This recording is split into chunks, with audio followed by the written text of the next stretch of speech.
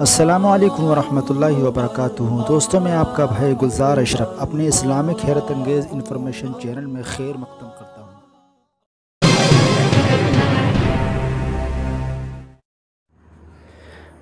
اور یہ رہا آج کا پہلا سوال، وہ کون سے لوگ ہیں کہ جن کو غریب ہونے کے بعد بھی نبی کریم صلی اللہ تعالی علیہ وسلم نے مالدار کہا ہے؟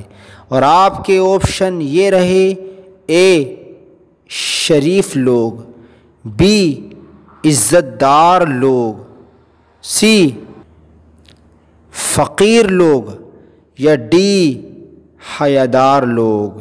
اور اب آپ کا وقت یہاں سے شروع ہوتا ہے۔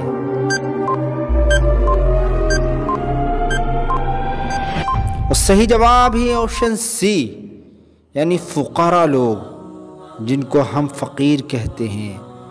حدیث پاک میں آیا ہے، فرمان نبی ہے کہ فقراء کو پہچانو اور ان سے بھلائی کرو کہ ان کے پاس دولت ہے۔ پوچھا گیا، حضور کون سی دولت ہے؟ تو آپ نے فرمایا، جب قیامت کا دن ہوگا اللہ تعالیٰ ان سے فرمائے گا، جس نے تمہیں کھلایا پلایا ہو یا کپڑے پہنائے ہوں، اس کا ہاتھ پکڑ کر اسے جنت میں لے جاؤ۔ حدیث پاک فرمان نبی بھی ہے کہ جب میں شب معراج جنت میں گیا تو میں نے اپنے آگے حرکت کی آواز سنی۔ میں نے دیکھا تو بلال تھے۔ میں نے جنت کی بلندیوں پر دیکھا، وہاں مجھے اپنی امت کے فقراء اور ان کی اولادیں نظر آئیں۔ میں نے نیچے دیکھا تو مالدار نظر آئے اور عورتیں کم تھیں۔ میں نے سبب پوچھا تو بتلایا گیا کہ عورتوں کو سونے اور ریشم نے جنت سے محروم کر دیا ہے، اور مالداروں کو ان کے طویل حسابات نے اوپر نہیں جانے دیا۔ میں نے اپنے صحابہ کو تلاش کیا تو مجھے عبد الرحمن بن عوف نظر نہ آئے۔ کچھ دیر بعد روتے ہوئے آئے۔ میں نے پوچھا، تم مجھ سے پیچھے کیوں رہ گئے؟ تو عبد الرحمن بن عوف نے عرض کی کہ میں بہت دکھ جھیل کر آپ کی خدمت میں پہنچا ہوں۔ میں تو سمجھ رہا تھا کہ شاید میں آپ کو نہیں دیکھ پاؤں گا۔ حضرت عبد الرحمن بن عوف سابقین اولین مسلمانوں میں سے تھے، حضور کے جانثاروں اور ان 10 حضرات میں سے تھے جنہیں حضور نبی کریم صلی اللہ تعالی علیہ وسلم نے جنت کی بشارت دی ہے۔ جب ایسے شخص کے جس کو دنیا ہی میں میرے پیارے آقا نے جنت کی بشارت دے دی ہو، عبد الرحمن بن عوف مال کی وجہ سے خسارے میں پہنچ سکتے ہیں، تو ہم لوگ جو دن و رات مال کے چکر میں گھومتے رہتے ہیں، دولت کمانے کے خاطر ہم نے اللہ کی عبادت کو ترک کر دیا، دولت کمانے کے خاطر ہم نے حقوق اللہ کو فراموش کر دیا، پیسوں کے چکر میں ہم نے نیک اعمال کو چھوڑ دیا، نمازوں کو پیچھے ڈال دیا، رمضان کے روزے ترک کر دیے۔ میرے پیارو، نبی کریم صلی اللہ تعالی علیہ وسلم ایک ایسے شخص کے پاس سے گزرے جس کے پاس مال و متاع دنیا سے کچھ نہیں تھا۔ آپ نے فرمایا، اگر اس کا نور تمام دنیا والوں میں تقسیم کیا جائے تو پورا ہو جائے گا۔ اور آج ہماری گھروں کی عورتیں، ہماری ماں بہنیں 12 مہینے بازاروں میں گھومتی ہیں۔ پہلے تو تہواروں پر شاپنگ ہوا کرتی تھی، خریداری ہوا کرتی تھی، عید بقرہ عید پر بازار جایا کرتے تھے اور خریداری ہوا کرتی تھی، لیکن آج خدا کی قسم بازار کسی وقت چلے جائیں، برقعے والوں کے علاوہ اور کوئی نظر نہیں آئے گا۔ پوچھا جاتا ہے کیا کرنے گئے تھے، بتاتی ہیں کہ کپڑے ختم ہو گئے تھے، کپڑے نہیں تھے۔ اور ایک بڑی مصیبت یہ ہے کہ ایک جوڑی کپڑا، چاہے وہ 5,000 کا ہو یا 10,000 کا ہو، جس محفل میں، جس پروگرام میں یا جس شادی میں پہن لیا جائے گا، دوسری محفل میں وہ کپڑا پہن کر نہیں جا سکتی۔ ارے نبی کریم صلی اللہ تعالی علیہ وسلم کی شہزادیوں، فاطمہ الزہرا رضی اللہ تعالی عنہا کی کنیزاؤں، حضرت عمران بن حسین رضی اللہ تعالی عنہ سے مروی ہے کہ حضور اکرم صلی اللہ علیہ وسلم مجھ سے حسن ظن رکھتے تھے۔ ایک مرتبہ حضور اکرم صلی اللہ علیہ وسلم نے فرمایا کہ اے عمران، تمہارا میرے پاس ایک خاص مقام ہے، کیا تم میری بیٹی فاطمہ رضی اللہ تعالی عنہا کی عیادت کو چلو گے؟ میں نے کہا میرے ماں باپ آپ پر قربان، ضرور چلوں گا۔ چنانچہ ہم روانہ ہو گئے اور فاطمہ الزہرا رضی اللہ تعالی عنہا کے دروازے پر پہنچے۔ آپ نے دروازہ کھٹکھٹایا اور سلام کے بعد اندر آنے کی اجازت طلب فرمائی۔ حضرت فاطمہ الزہرا رضی اللہ تعالی عنہا نے فرمایا تشریف لائیے۔ آپ نے فرمایا میرے ساتھ ایک اور شخص بھی ہے۔ پوچھا گیا حضور دوسرا کون ہے؟ آپ نے فرمایا عمران ہے۔ حضرت فاطمہ رضی اللہ تعالی عنہا بولی رب ذوالجلال کی قسم جس نے آپ کو حق کے ساتھ مبعوث فرمایا، میں صرف ایک چادر سے تمام جسم چھپائے ہوئے ہوں۔ آپ نے دست اقدس کے اشارے سے فرمایا تم ایسے ایسے پردہ کر لو۔ انہوں نے عرض کیا اس طرح میرا جسم تو ڈھک جاتا ہے مگر سر نہیں چھپتا۔ آپ نے ان کی طرف ایک پرانی چادر پھینکی اور فرمایا تم اس سے سر ڈھانپ لو۔ اس کے بعد آپ گھر میں داخل ہوئے اور سلام کے بعد پوچھا بیٹی کیسی ہو؟ حضرت فاطمہ رضی اللہ تعالی عنہا نے عرض کیا حضور مجھے دو چیزیں تکلیف دیتی ہیں، ایک بیماری کی تکلیف، دوسری بھوک کی تکلیف۔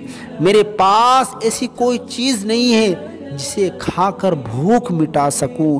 رسول اکرم صلی اللہ علیہ وسلم کا یہ سننا تھا کہ آنکھوں سے اشک جاری ہو جاتے ہیں، اور فرمایا بیٹی گھبراؤ نہیں، رب کی قسم میرا رب کے یہاں تم سے زیادہ مرتبہ ہے مگر میں نے 3 دن سے کچھ نہیں کھایا ہے۔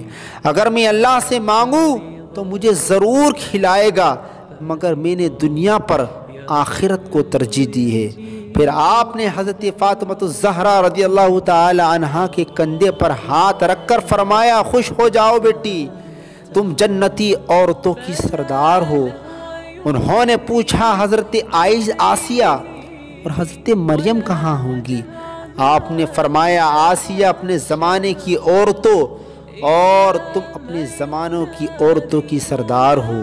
تم جنت کے ایسے محلات میں رہو گی جس میں کوئی عیب، کوئی دکھ، کوئی تکلیف نہیں ہوگی۔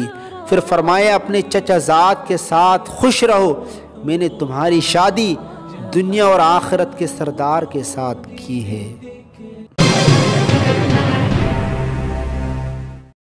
اور یہ رہا آپ کا اگلا سوال، قرآن کی وہ کون سی آیت ہے جو 1000 آیتوں سے بھی افضل ہے؟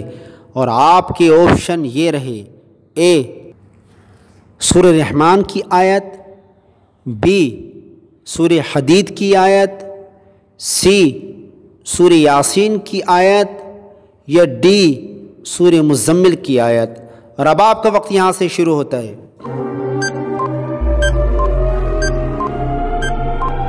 صحیح جواب ہے آپشن بی یعنی سورہ حدید کی آیت، هو الاول والآخر والظاہر والباطن۔ یہ ایسی آیت ہے جو 1000 آیتوں سے افضل ہے۔ اور یہ رہا آپ کا اگلا سوال، قرآن کی وہ کون سی آیت ہے جس پر ایک صحابی کے نہ کوئی عمل کر سکا اور نہ کر سکے گا؟ اور آپ کے آپشن یہ رہے، اے سورہ ملک کی آیت، بی سورہ مجادلہ کی آیت، سی سورہ یاسین کی آیت، یا ڈی سورہ بقرہ کی آیت۔ اور اب آپ کا وقت یہاں سے شروع ہوتا ہے۔ صحیح جواب ہے آپشن بی سورہ مجادلہ کی آیت، یا ایھا الذین آمنوا اذا ناجیتم الرسول۔ مفسرین کرام نے فرمایا جب اس آیت کا نزول ہوا تو صدقہ دینے کے حکم پر صرف حضرت علی کرم اللہ تعالی وجہہ الکریم کو عمل کرنے کا موقع ملا۔ انہوں نے 1 دینار صدقہ فرمایا، پھر اپنے نبی محترم صلی اللہ علیہ وسلم سے 10 سوالات عرض کر کے جوابات سے سرفراز ہوئے۔ اس کے بعد یہ حکم منسوخ ہو گیا اور رخصت نازل ہوئی سوائے حضرت علی مرتضیٰ رضی اللہ تعالی عنہ کے، اور کسی کو اس پر عمل کرنے کا وقت نہ ملا۔ تفسیر خزائن العرفان پارہ 28 رکو نمبر 3۔ اور یہ رہا آپ کا اگلا سوال، وہ صورتیں کون سی ہیں جن کو قرآن کا دروازہ کہا جاتا ہے؟ اور آپ کے آپشن یہ رہے: اے سورہ یاسین، بی سورہ ملک، سی سورہ رحمان، یا ڈی حامین والی صورتیں۔ اور اب آپ کا وقت یہاں سے شروع ہوتا ہے، اور صحیح جواب ہے آپشن ڈی، یعنی حامیم والی صورتوں کو قرآن کا دروازہ کہا جاتا ہے۔ اور یہ رہا آپ کا اگلا سوال، قرآن پاک میں کس خوش نصیب صحابی کا نام آیا ہے؟ اور آپ کے آپشن یہ رہے: اے عثمانی غنی، بی صدیق اکبر، سی زید بن حارثہ، یا ڈی حضرت علی۔ اور اب آپ کا وقت یہاں سے شروع ہوتا ہے، اور صحیح جواب ہے آپشن سی، یعنی زید بن حارثہ ہیں، جن کا نام قرآن مجید سورہ احزاب میں آیا ہے، فلما قضى زید منہا۔ دوستان محترم، پچھلی ویڈیو میں کیا جانے والا سوال کہ کون سے عمل سے ہمارے نبی کی آنکھوں کو ٹھنڈک ملتی ہے، اور اس کا صحیح جواب تھا آپشن بی، یعنی نماز پڑھنے سے۔ اور صحیح جواب دینے والے لوگوں کے نام یہ رہے: عمران اتاری، عدنان اشرفی، عاقب خان، فرحان اشرفی، عریشہ خان، حفظہ ناصر، فرقان خان، شاداب قادری، حافظ افضال، سلیم خان، عبداللہ محمد پرویز، امیر بانو، شازیہ اشرفی، انجل سیفی، عبد الرحمن، محمد اویس، نیاز وارث۔ اور یہ رہا آخری سوال، پورا قرآن کتنے سالوں میں نازل ہوا؟